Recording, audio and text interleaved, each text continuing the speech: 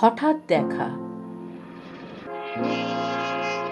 রেলগাড়ির কামরায় হঠাৎ দেখা।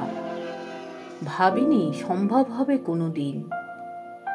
আগে ওকে বারবার দেখেছি লাল রঙের শাড়িতে, ডালিম ফুলের মতো রাঙা। আজ পরেছে কালো রেশমের কাপড়, আঁচল তুলেছে মাথায় দোলন চাঁপার মতো চিকন গৌর মুখখানি ঘিরে। মনে হলো কালো রঙে একটা গভীর দূরত্ব ঘনিয়ে নিয়েছে নিজের চারদিকে, যে দূরত্ব সর্ষে ক্ষেতের শেষ সীমানায়, শালবনের নীলাঞ্জনে। থমকে গেল আমার সমস্ত মনটা। চেনা লোককে দেখলেম অচেনার গাম্ভীর্যে। হঠাৎ খবরের কাগজ ফেলে দিয়ে আমাকে করলে নমস্কার। সমাজবিধির পথ গেল খুলে।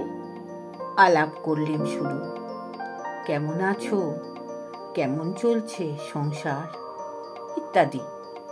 সে রইল জানলার বাইরের দিকে চেয়ে, যেন কাছের দিনের ছোঁয়াচ পার হওয়া চাহনিতে।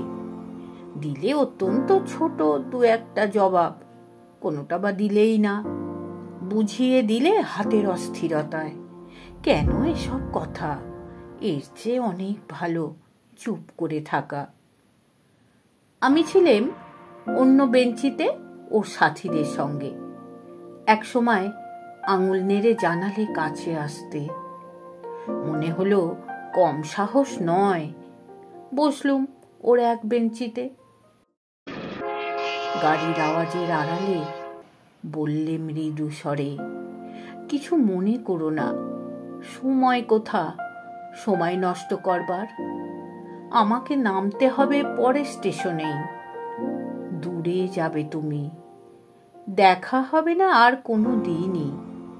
তাই যে প্রশ্নটার জবাব এত কাল থেমে আছে, শুনবো তোমার মুখে। সত্য করে বলবে তো? আমি বললেম, বলবো। বাইরের আকাশের দিকে তাকিয়েই শুধলো, আমাদের গেছে যেদিন, একেবারেই কি গেছে? কিছুই কি নেই বাকি? একটুকু রইলেম চুপ করে। তারপর বললেম, রাতের সব তারাই আছে দিনের আলোর গভীরে। খটকা লাগলো, কি জানি বানিয়ে বললেম নাকি। ও বললে, থাক এখন যাও ওদিকে।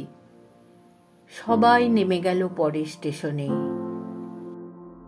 আমি চললেম একা।